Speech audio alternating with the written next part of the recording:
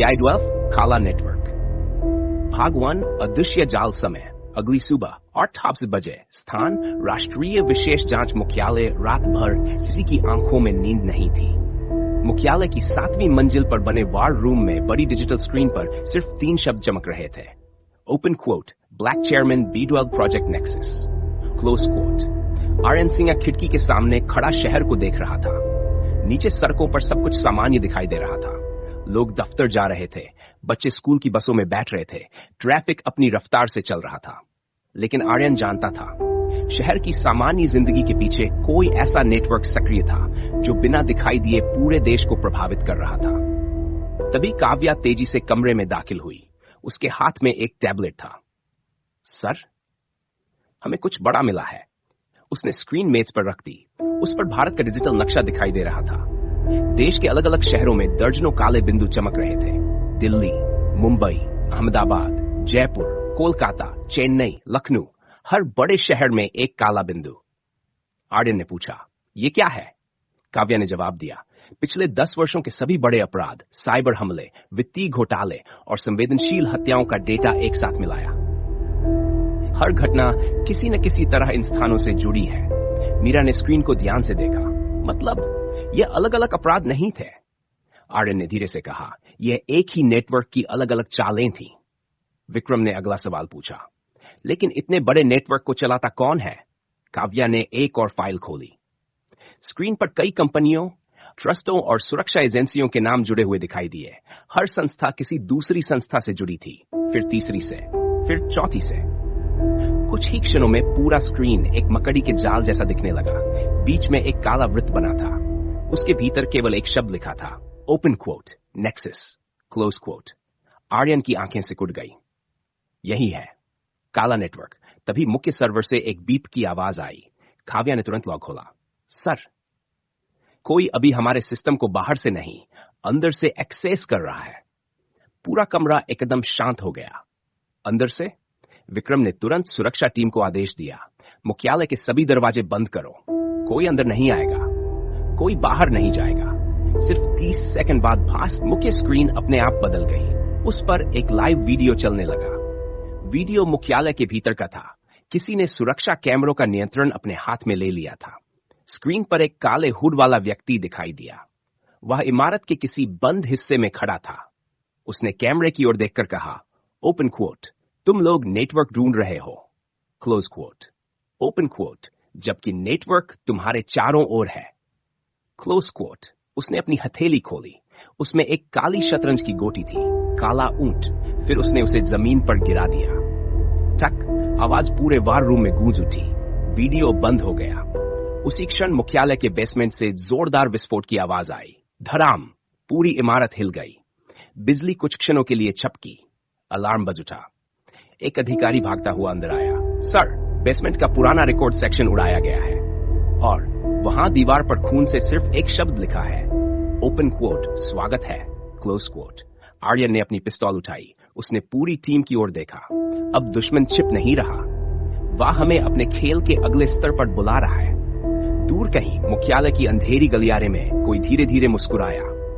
अध्याय 12 काला नेटवर्क, भाग समाप्त।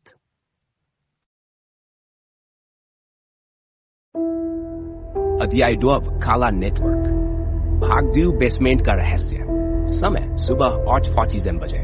स्थान विशाच मुख्यालय, रिकॉर्ड सेक्शन।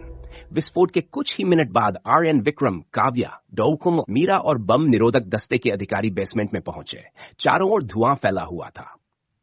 कंक्रीट की दीवारें टूट चुकी थीं। पुरानी फाइलों के जले हुए टुकड़े हवा में उड़ रहे थे। बेसमेंट के बीचों बीच बनी एक सफेद दीवार पर ताजा खून से लिखा था, ओपन क्वोट, स्वागत है, क्लोज क्वोट। उसके ठीक नीचे काले रंग से बना था, काला ऊंट। मीरा ने दीवार की जांच की। यह खून असली है, लेकिन मात्रा बहुत कम है। संभव है किसी ने अपनी उंगली काटकर यह लिखा हो। आर्यन धीरे धीरे आगे बढ़ा। उसे महसूस हुआ कि यह केवल धमकी नहीं थी। यह किसी को एक निश्चित दिशा में ले जाने की कोशिश थी। उसने दीवार पर हाथ फेरा। अचानक उसकी उंगलियां एक हल्की दरार से टकराईं। विक्रम, यह दीवार खोखली है। कमांडो ने थर्मल स्कैनर लगाया। स्क्रीन पर साफ दिखाई दिया। दीवार के पीछे एक संकरा कमरा था। विस्फोट शायद रिकॉर्ड नष्ट करने के लिए नहीं, इस गुप्त कमरे का रास्ता खोलने के लिए किया गया था। भारी हथौड़ों से दीवार तोड़ी गई। कुछ ही मिनटों में एंटें हट गई। पीछे एक छोटा सा कमरा दिखाई दिया। कमरे में धूल की मोटी परत जमी थी, मानो वर्षों से वहां कोई नहीं आया हो। बीच में एक लकड़ी की मेज थी, उस पर केवल एक पुराना टाइपराइटर रखा था और उसके बगल में एक बंद लिफाफा। लिफाफे पर लिखा था ओपन क्वोट, आर्यन सिंह के लिए, क्लोज क्वोट। आर्यन ने सावधानी से उसे खोला। अंदर एक टाइप किया हुआ पत्र था। उसमें लिखा था ओपन क्वोट, अगर तुम ये पढ़ रहे हो, ओपन क्वोट, तो तुम सही रास्ते पर हो, ओपन क्वोट, लेकिन ब्लैक चेयरमैन तक पहुंचने के लिए, क्लोज क्वोट, ओपन क्वोट, पहले काले नेटवर्क की 5 शाखाएं काटनी होंगी, क्लोज क्वोट। नीचे 5 शब्द लिखे थे, शक्ति, धन, सूचना, न्याय, भय। विक्रम ने धीरे से कहा, ये पांचों समाज के सबसे प्रभावशाली स्तंभ हैं। काव्या ने तुरंत विश्लेषण किया, सर, अगर किसी संगठन का इन पांचों पर प्रभाव हो तो वह बिना सत्ता में आए भी देश को नियंत्रित कर सकता है। आर्यन का चेहरा गंभीर हो गया। अब उसे समझ आ गया था, भ्रम केवल अपराधियों का गिरोह नहीं था, वह एक ऐसा छाया नेटवर्क था जो वर्षों से अलग अलग संस्थाओं में अपने लोगों को बैठाकर काम कर रहा था। तभी टाइपराइटर अपने आप चलने लगा। टक टक टक। कमरे में मौजूद सभी लोग चौंक गए। कागज धीरे धीरे ऊपर आने लगा। उस पर एक नई पंक्ति टाइप हुई, ओपन क्वोट, 5 शाखाओं में से पहली शाखा, क्लोज क्वोट। ओपन क्वोट, आज रात गिर जाएगी, ओपन क्वोट, अगर रोक सकते हो, क्लोज क्वोट, तो रोक लो, क्लोज क्वोट। अचानक टाइपराइटर बंद हो गया। कमरे की छत से महीन धूल गिरने लगी।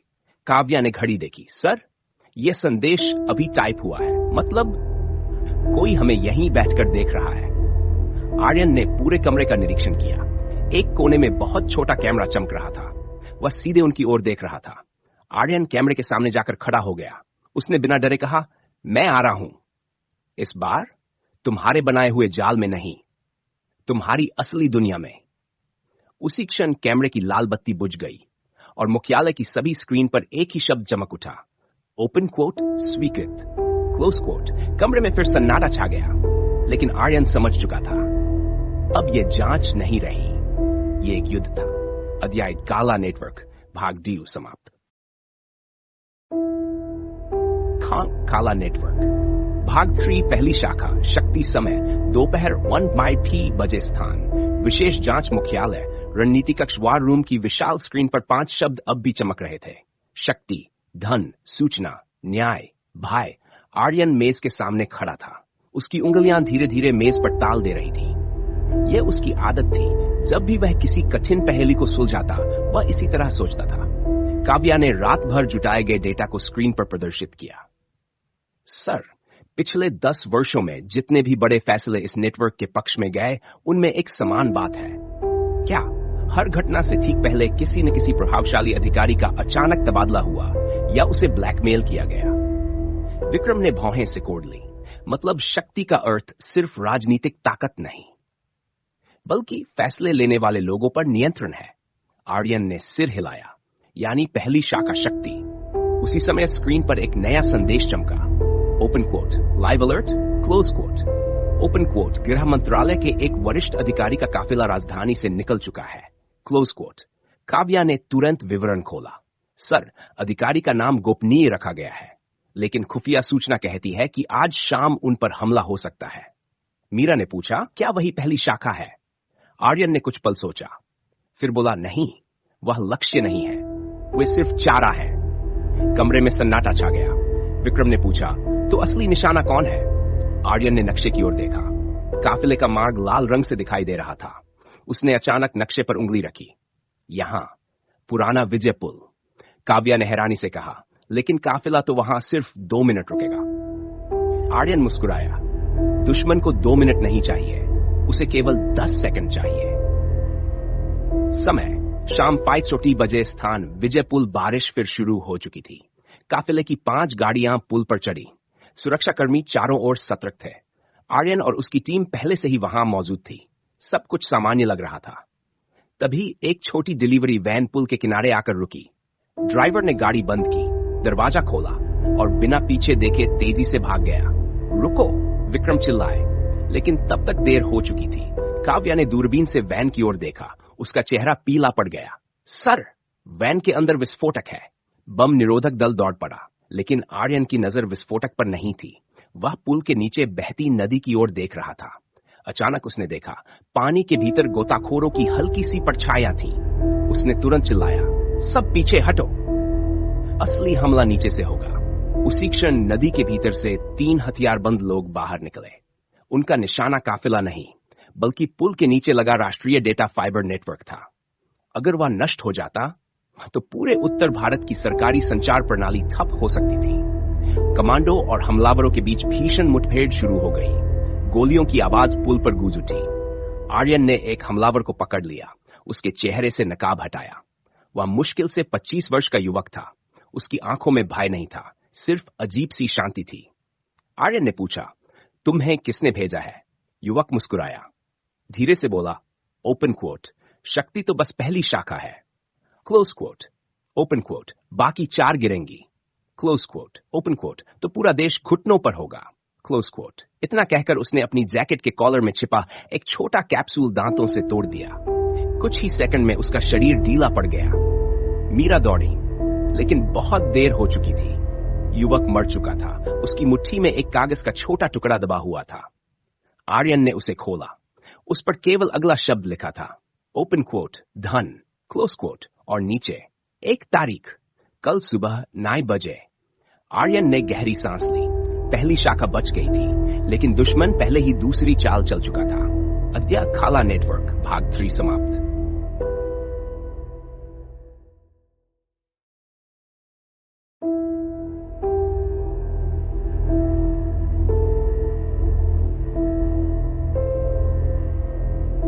अध्याय ड्वाव खाला नेटवर्क भाग 4 दूसरी शाखा, धन समय, अगली सुबह और 12 बजे स्थान, विशेष जांच मुख्यालय, वित्तीय विश्लेषण कक्ष, वार रूम में तनाव पहले से कहीं अधिक था।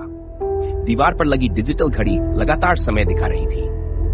वायम आर्यन की नजर उस कागज के टुकड़े पर थी जिस पर केवल एक शब्द लिखा था, ओपन क्वोट, धन, क्लोज क्वोट, और नीचे open quote 9 AM, close quote. सिर्फ 48 मिनट बचे थे। काव्या ने देश भर के वित्तीय नेटवर्क का लाइव डेटा स्क्रीन पर प्रदर्शित किया। सैकड़ों बैंक, स्टॉक एक्सचेंज, डिजिटल भुगतान नेटवर्क, सरकारी वित्तीय सर्वर, सब सामान्य दिखाई दे रहे थे। विक्रम ने चिंतित स्वर में पूछा, अगर हमला होना है तो अभी तक कोई हलचल क्यों नहीं? आर्यन ने शांत स्वर में कहा, क्योंकि असली अपराधी शोर नहीं करते, वे चुपचाप हमला करते हैं। तभी काव्या की स्क्रीन पर एक लाल चेतावनी चमकी, open quote, usual transaction detected, close quote. Sir, एक साथ हजारों छोटे छोटे बैंक खातों से पैसे ट्रांसफर हो रहे हैं। मीरा ने स्क्रीन देखी। राशि तो बहुत कम है, हर खाते से सिर्फ कुछ 100 रुपये। आर्यन की आंखें चमक उठी। यही चाल है, जब लाखों खातों से छोटी छोटी रकम निकलेगी तो कुल रकम अरबों में पहुंचेगी।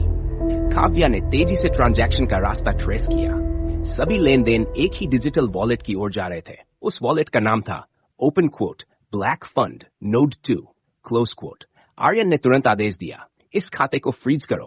काव्या ने प्रयास किया, लेकिन स्क्रीन पर संदेश आया, open quote, access denied, close quote.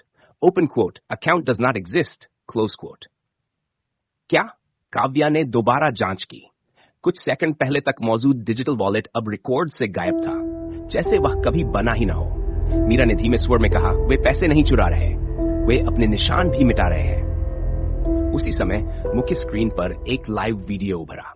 एक विशाल सर्वर रूम दिखाई दिया।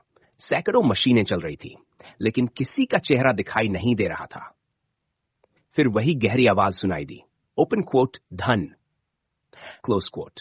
ओपन क्वोट कभी बैंक में नहीं रहता, क्लोज क्वोट। ओपन क्वोट, धन वहां होता है। ओपन क्वोट, जहां लोग उस पर विश्वास करते हैं। वीडियो अचानक बंद हो गया। आर्यन कुछ पल तक सोचता रहा, फिर अचानक उसने इमेज पर हर हाथ मारा, बैंक नहीं, हम गलत जगह देख रहे हैं। विक्रम ने पूछा, तो कहां?